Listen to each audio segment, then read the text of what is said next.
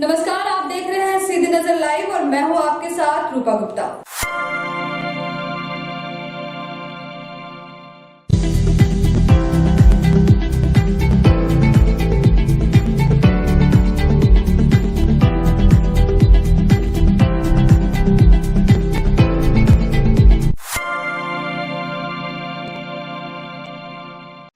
नगर निगम के उप नगर आयुक्त रोहित कुमार सिन्हा द्वारा बिना बोर्ड की बैठक में निर्णय लिए सैरतो टोल में अचानक बढ़ोतरी कर दी गई।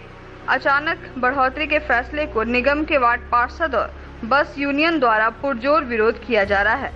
इसी को लेकर सभी वार्ड पार्षद ने उप महापौर को आवेदन सौंपकर अचानक उप नगर आयुक्त द्वारा टोल वसूली में किए गए बढ़ोतरी निर्णय को निरस्त करने की मांग की है। इस बाबत नगर निगम के उप महापौर प्रकाश राम ने भी इस फैसले पर निंदा करते हुए उप नगर आयुक्त को लिखित आवेदन के माध्यम से तत्काल प्रभाव से निरस्त करने की मांग की है।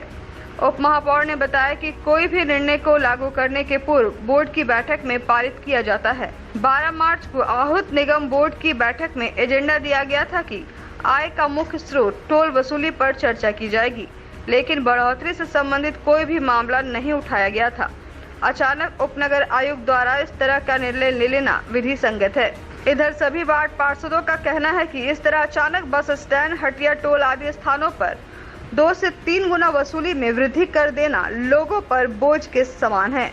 वार्ड पार्षदों ने उपनगर आयुक्त पर आरोप लगाते हुए कहा कि व्यक्ति विशेष को लाभ पहुंचाने के उद्देश्य से इस तरह का निर्णय लिया गया है, जो गलत है। उन्होंने कहा कि विभिन्न सैरातों का टेंडर 1 साल का होता था, लेकिन अचानक 2 साल के लिए कर दिया गया।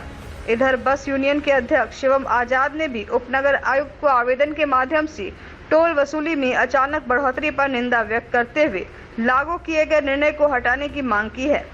मौके पर वार्ड पार्षद सुमित कुमार, चंद्रशेखर, अब्दुल्ला, अजय रजक, पार्षद प्रतिनिधि मिथुन चंद्रवंशी, अनिल राम, अशोक रजक, हबलू गुप्ता, असदुल्ला, नूरुल हौदा, शिवम आजाद, सोनू चौरसिया सहित कई वार्ड पार्षद और वार्ड पार्षद के प्रतिनिधि मौजूद थे।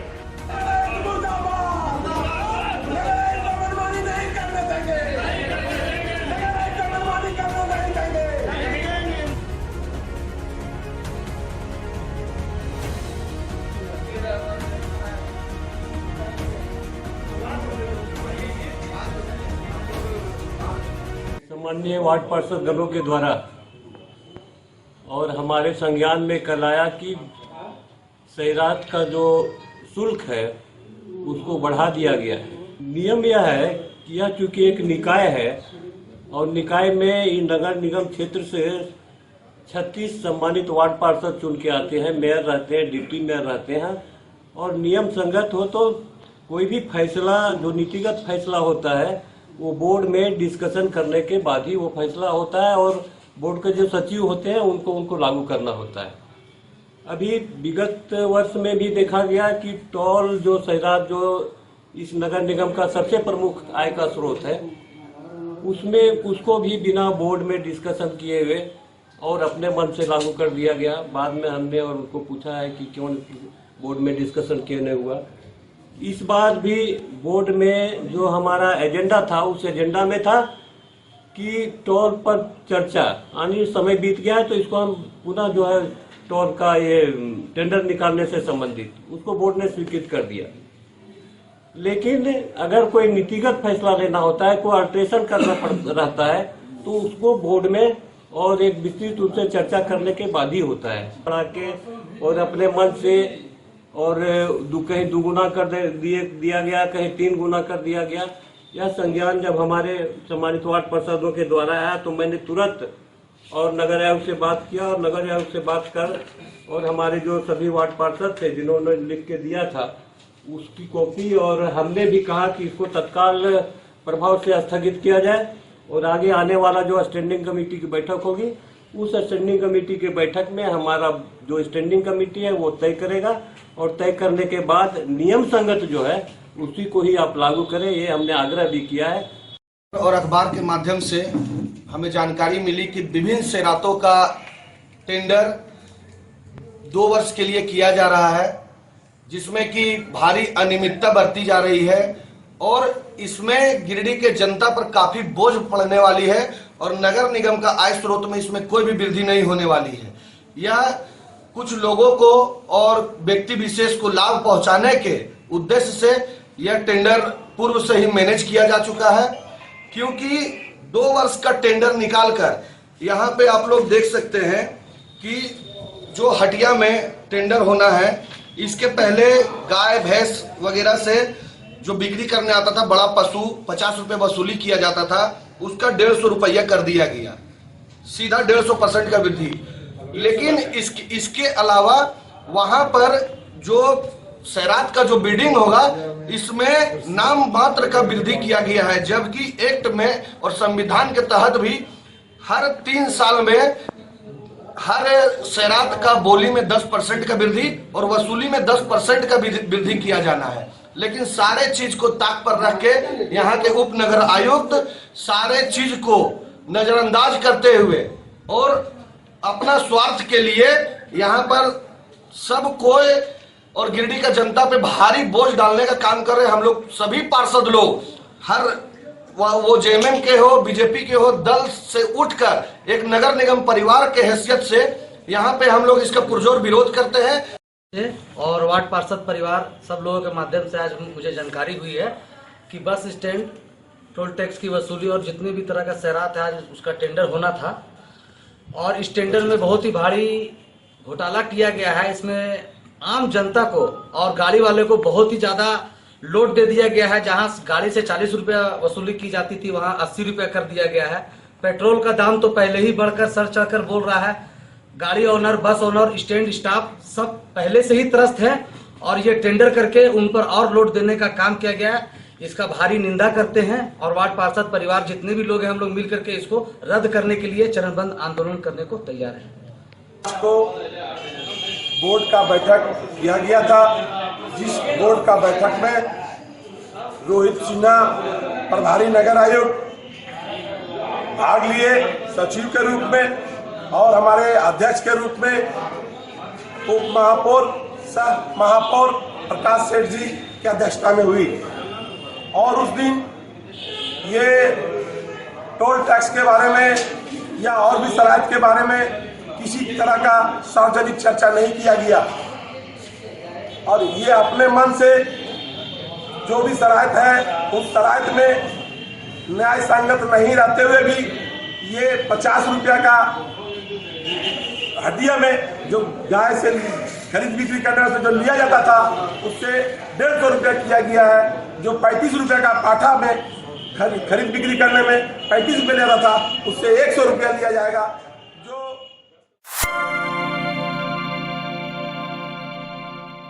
झारखंड लोकल बॉडी फेडरेशन के बैनर तले संघ के संगठन सचिव अशोक सिंह की अध्यक्षता में नगर निगम परिसर में सफाई कर्मी कर्मचारियों के साथ एक बैठक हुई। बैठक में निर्णय लिया गया कि नगर निगम के द्वारा कई योजनाओं का टेंडर होने वाला है, जिसे लेकर कुछ वार्ड पार्षदों के द्वारा विरोध किया जा रहा है। वैसे लोगों का संघ विरोध करते हुए टेंडर होने से निगम की आय स्रोत बढ़ेगी और यहाँ के कर्मियों को लाभ मिलेगा और होने वाले टेंडर का विरोध वार्ड पार्षद कर रहे हैं, यह सरासर गलत है। टेंडर होने से निगम का आय स्रोत बढ़ेगा, जिससे यह कार्य कर रहे लोगों को मानदेय और वेतन मिलेगा। अगर इसका विरोध कोई करता है तो संघ उसका विरोध करेगी। मौके पर अध्यक्ष लखन हरिजन, मोहम्मद साबिर, केदार हरिजन सहित कई कर्मचारी मौजूद थे। आज गिरिडीह नगर निगम में कर्मचारी मजदूरों में काफी आक्रोश है। आक्रोश का कारण यह है, एक तो गिरिडीह में आमदनी का खस्ता हालत है। जितने भी कर्मचारी रिटायर कर रहे हैं, मर रहे हैं, उनको 5,000 10,000 रुपया देकर चलता कर दे रहा है। किसी का 5 लाख बाकी है, किसी का 3 लाख बाकी है। वहीं पदाधिकारी द्वारा इस बार कोविड-19 से उभरने के बाद एक डाक निकाला जा रहा है हर चीज का, चाहे वो टोल टैक्स हो, चाहे वो नगर बाजार का हो या टेम्पो स्टैंड हो, बस स्टैंड हो, और उसमें आमदनी बढ़ने वाला है, बड़ा डाक होने वाला है। तो हमारे कुछ वार्ड पार्षद और डिप्टी मेयर साहब को पेट में दर्द हो रहा है। वो कहते हैं नहीं, सब करने की जरूरत नहीं है, जो जैसे चल रहा है वैसे चलने दीजिए। तो ये लोग पैसा बढ़ने देगा नहीं। अगर पैसा बढ़ने नहीं देगा तो इस नगर निगम का हालत क्या होगा। इसलिए हम लोगों ने कहा इस कार्रवाई का हम लोग विरोध करेंगे। इसलिए सारे लोग आज जुटे हैं। हम लोग को सूचना मिली है कि आज डाक के लिए कागज लेने के लिए लोग आएगा तो कुछ लोग उसको रोकेगा। अगर कुछ लोग उसको रोकेगा हमारा मजदूर कर्मचारी उसका विरोध करेगा। इसलिए आज हम लोग यहाँ उपस्थित हैं। हम लोग उत्साहित करना चाहते हैं पदाधिकारी को कि पारदर्शी ढंग से अगर नगर निगम की आमदनी बढ़ रही है आप बढ़ाइए, खुशी होना चाहिए डिप्टी मेयर को, सभी वार्ड पार्षद को। लेकिन कुछ वार्ड पार्षद क्यों चाह रहे हैं कि नहीं कि जैसे है वैसे रहने दीजिए, जैसे वैसे रहने दीजिए। तो जो स्वीपर रिटायर कर गया, मर गया, उसका 3 लाख 4 लाख 5 लाख रुपए निकासी हो रहा है, वो मिल नहीं रहा, उसका घर नहीं बन रहा, उसकी बेटी की शादी नहीं हो रही है, तो इससे क्या होगा? वार्ड पार्षद करा देंगे क्या? इसलिए हम लोग यहाँ आज उपस्थित हैं और हम आग्रह भी करते हैं वैसे वार्ड पार्षद से और डिप्टी मेयर से कि आपको और उत्साहित करना चाहिए नगर उपायुक्त को।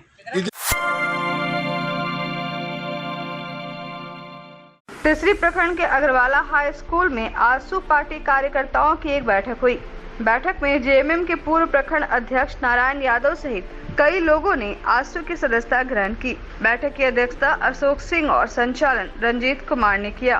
बैठक के दौरान केंद्रीय सचिव दिनेश राणा ने कहा कि जेएमएम के वरिष्ठ नेता नारायण यादव आसू पार्टी में शामिल हुए हैं और आसू पार्टी को तीसरी प्रखंड में और बेहतर ढंग से मजबूत बनाने को लेकर तीसरी में आसू के कार्यकर्ताओं के साथ बैठक की गई। आसू पार्टी के जिला उपाध्यक्ष अशोक सिंह ने कहा कि 14 अप्रैल को प्रत्येक जिला मुख्यालय में जेल भरो अभियान को सफल बनाने के लिए आसू पार्टी के कार्यकर्ता तैयार हैं। साथ ही जेएमएम पार्टी के पूर्व प्रखंड अध्यक्ष नारायण यादव का आगमन आसू पार्टी में हुआ है। इससे तीसरी आसू पार्टी के कार्यकर्ताओं में काफी हर्ष है। इधर आसू पार्टी के नेता नारायण यादव ने कहा कि जेएमएम पार्टी में रहकर पार्टी को मजबूत एवं सींचने का काम किया हूं। आसू पार्टी गरीब गुरबों की पार्टी है। जब से आसू पार्टी में ज्वाइन किया हूं, मुझे अच्छा लग रहा है। मौके पर बलवीर यादव, शंकर यादव, विकास रविदास, जितेंद्र तुरी, मेहताब अंसारी, आसिक अंसारी, किशोर कुमार, रामचंद्र तुरी आदि आसू कार्यकर्ता मौजूद थे। ये हम लोग लागू करवा के रहेंगे।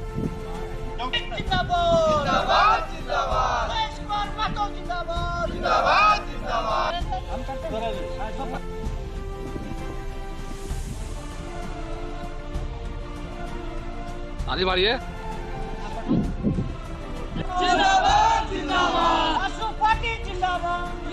आज तीसरी प्रखंड के अग्रवाला उच्च विद्यालय के प्रांगण में आसू पार्टी का एक बैठक में जो हमारे पुराने साथी नारायण यादव जी जेएमएम छोड़कर आसू में ज्वाइन किए हैं, इस उपलक्ष्य में उनका एक अभिनंदन कार्यक्रम रखा गया, स्वागत कार्यक्रम रखा गया।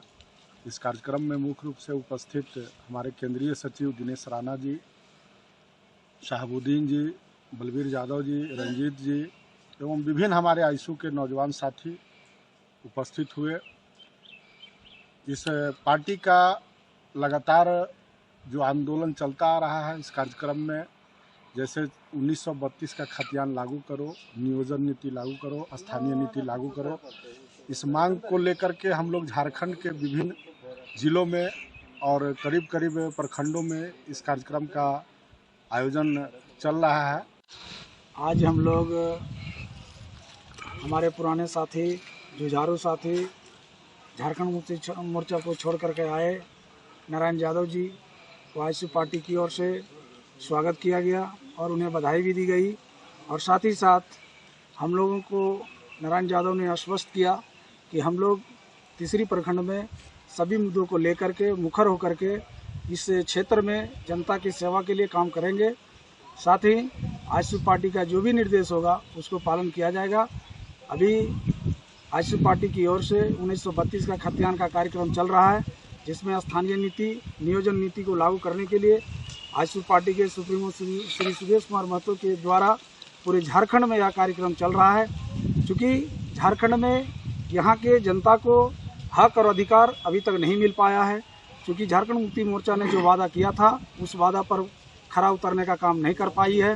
उन्होंने जो मैनिफेस्टो में लागू किया था कि यहाँ के लोगों को रोजगार देंगे, यहाँ के लोगों को 27% ओबीसी का आरक्षण देंगे, साथ ही यहाँ के नौजवानों को जो खास करके जो ग्रेजुएशन किए हुए हैं उनको 5,000 रुपया स्टाइपेंड देंगे और पीजी किए हुए लड़का को 7,000 स्टाइपेंड देंगे। आसू में आने का हमारा एक ही मकसद है कि जेएमएम में जितना जेएमएम कांग्रेस की जो सरकार चल रही है उसके कार्यकर्ता लोग इतने बेलगाम हो गया, अफसर से चंदा उगाही कर रहे हैं और मोबाइलों में भी आ रहा है किस तरह से धमकी दे रहा है अफसर को।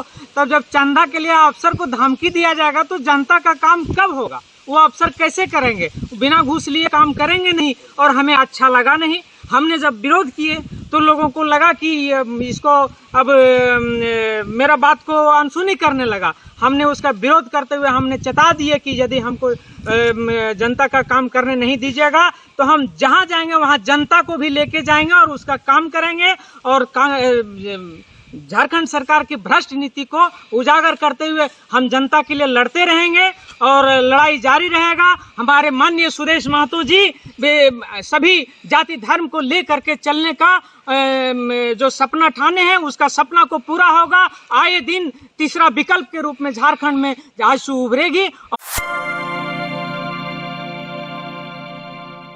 स्टेशन रोड स्थित संगीत महल के ऊपर तले में मंगलवार को द रियल फिटनेस सेंटर का विधिवत उद्घाटन मुख्य अतिथि इनरव्हील सनशाइन क्लब की फाउंडर पीडीसी पूनम सहाय के द्वारा फीता काटकर किया गया। बताया गया कि सेंटर में बुधवार से डांस स्टूडियो के संचालक शेरवानी घोष द्वारा महिलाओं और लड़कियों को फिटनेस क्लास शुरू किया जाएगा।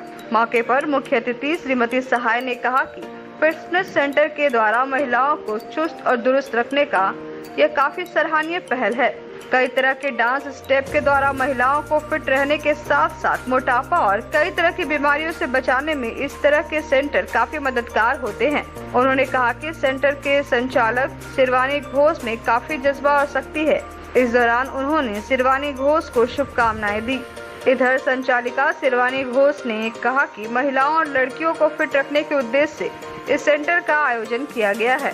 उन्होंने कहा कि सेंटर में cardio, core exercise, Zumba dance सहित मेडिटेशन से संबंधित सभी तरह के डांस स्टेप सिखाए जाएंगे। बताया कि फिटनेस डांस क्लास के साथ साथ डांस डिप्लोमा भी करवाई जाएगी। मौके पर अनूप कुमार, अनुज कुमार खेतकी, स्मृति आनंद, ऋतु, पूजा, पूनम, श्वेता सहित कई लोग मौजूद थे।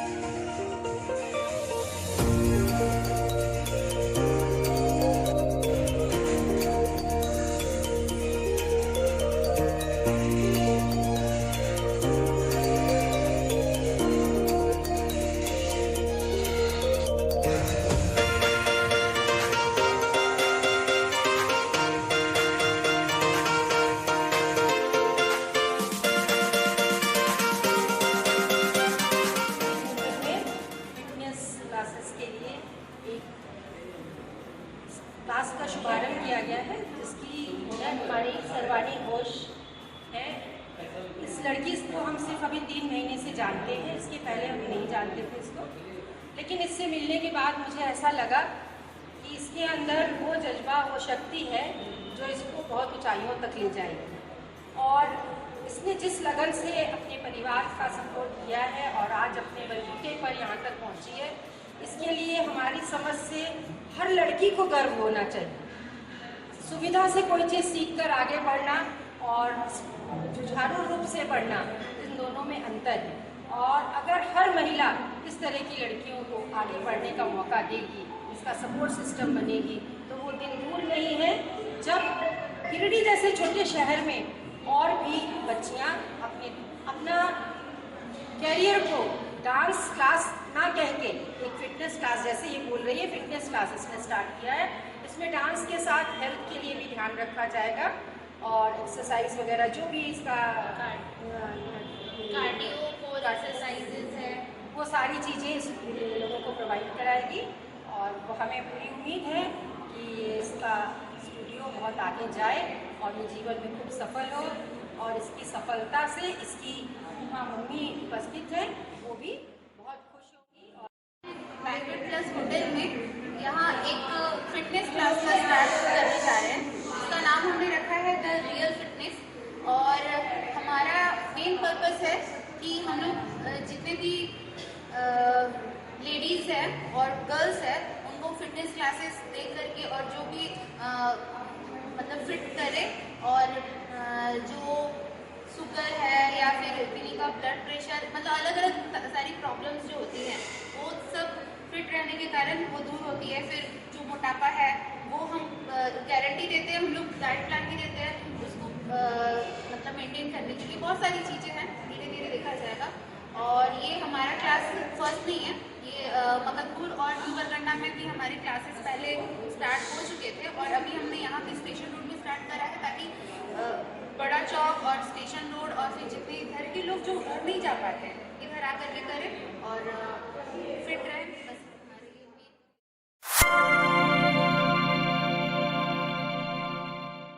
श्री आर के महिला कॉलेज में बुधवार को ताइक्वांडो में सिलेक्शन हुई छात्राओं की जानकारी दी गई। बताया गया कि महिला कॉलेज से काजल कुमारी और रिमझिम कुमारी बुधवार को कुरुक्षेत्र हरियाणा के लिए रवाना हुई। इस बाबत कॉलेज के प्राचार्य डॉक्टर अनुज कुमार ने बताया कि करबला रोड के रहने वाले भारत रविदास की पुत्री काजल कुमारी व राजेंद्र नगर की रहने वाले अनिल सिंह की पुत्री रिमझिम कुमारी, इन दोनों का सिलेक्शन हुआ है। बताया गया कि पूरे विनोबा भावे यूनिवर्सिटी से आए हुए छात्राओं में से गिरिडीह जिले से 4 छात्राओं का सिलेक्शन हुआ, जिसमें से महिला कॉलेज की 2 छात्राओं का सिलेक्शन हुआ है। अब दोनों आगे खेलकर कॉलेज व पूरे जिले व पूरे राज्य का नाम रोशन करेंगी।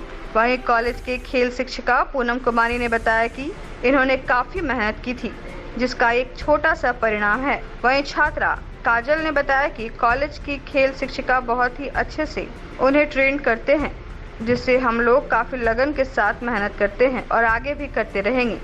वहीं रिमझिम कुमारी ने बताया कि हजारीबाग में सिलेक्शन होने के बाद हम लोग आगे की तैयारी में जुटे हुए हैं और उम्मीद करते हैं कि कुरुक्षेत्र हरियाणा में होने वाले ताइक्वांडो में गिरिडीह का नाम रोशन कर पाएंगे।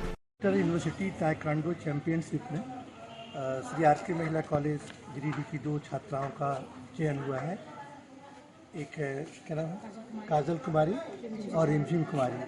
यहाँ से 5 छात्राएं गई थी हमारी पीटीआई पूनम कुमारी की देखरेख में, जहाँ 2 का सिलेक्शन हुआ है। ये 25 तारीख को यहाँ से रवाना होंगी कुरुक्षेत्र विश्वविद्यालय हरियाणा के लिए।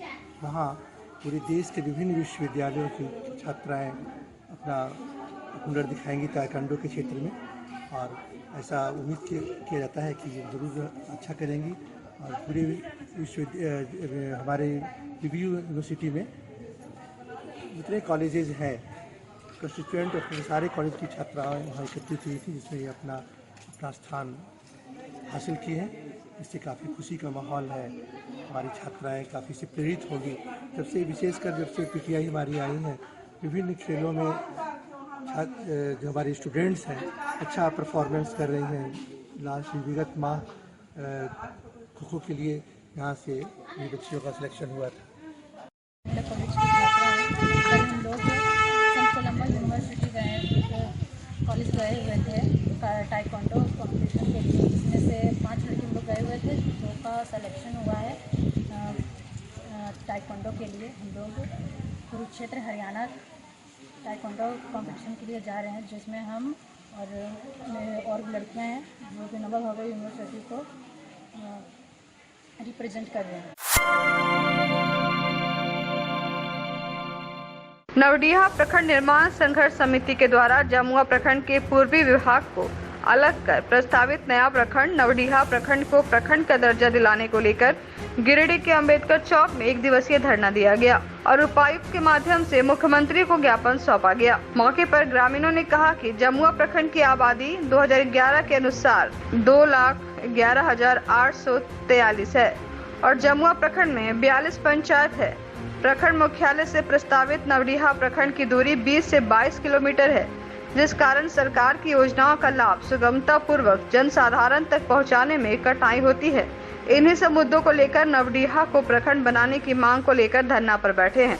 मौके पर जिला परिषद सदस्य किरण वर्मा, पार्वती देवी, हेमंती देवी, उर्मिला देवी, विनय कुमार वर्मा, शैलेश प्रसाद सिंह, शुभम कुमार, सिंटू कुमार, सुधीर कुमार वर्मा, मुस्लिम अंसारी, मोहम्मद हनीफ अंसारी सहित कई लोग मौजूद थे। गठन करने के पश्चात 8 जनवरी 2001 से सड़क से सदन तक नवडीहा प्रखंड की मांग दोहराई जा रही है। दिवंगत विधायक बलदेव हाजरा चंद्रिका माथा, वर्तमान विधायक केदार हजरा, जब जो विधायक हुए हैं सबों ने विधानसभा में सवाल रखा है, बराबर आश्वासन मिला है, लेकिन प्रखंड नहीं मिला है। जबकि झारखंड में कई 8 पंचायत के, 5 पंचायत के, 3 पंचायत के प्रखंड बन गए, लेकिन नौडिया जहाँ सभी शर्तें पूरा करता है, जमीन भूभाग यहाँ पर है और प्रखंड मुख्यालय से दूरी 20 से 25 किलोमीटर के बीच में है और जमुआ प्रखंड बहुत बड़ा 42 पंचायत का है, इसलिए इस दूरी में रहने के कारण ये विकास का काम नहीं हो पाता है और यहाँ से आवागमन की, प्रखंड मुख्यालय से आवागमन की कोई सुविधा नहीं है। जब से अलग हुई है तब से हम लोग का नौडिया प्रखंड बनाने का मांग जारी है, अब तक जारी है। जब हमारे विधायक जी सबसे पहले जो हमारे बलदेव हजरा जी थे वो भी उठाए 2005 में, फिर जब चंद्रिका माथा जी थे वो भी उठाए हैं सदन में, फिर अभी हम लोग का केदार हजरा जी हैं वो भी सदन में बार बार उठाते रहे हैं और बार बार वहाँ से हम लोग को ये मिलता रहा कि अब बनेगा, अब की बार बनेगा।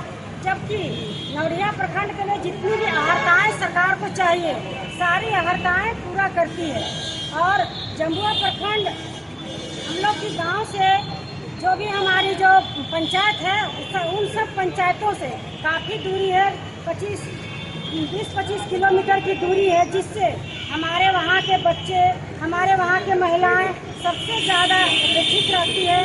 जो विकास नहीं हो पाता, जिस तरह विकास होना चाहिए नहीं हो पाती। तो आज के इस अंक में बस इतना ही। हम फिर मिलेंगे अगले अंक में कुछ और खबरों को लेकर। तब तक ले दीजिए हमारी पूरी टीम को इजाजत। नमस्कार।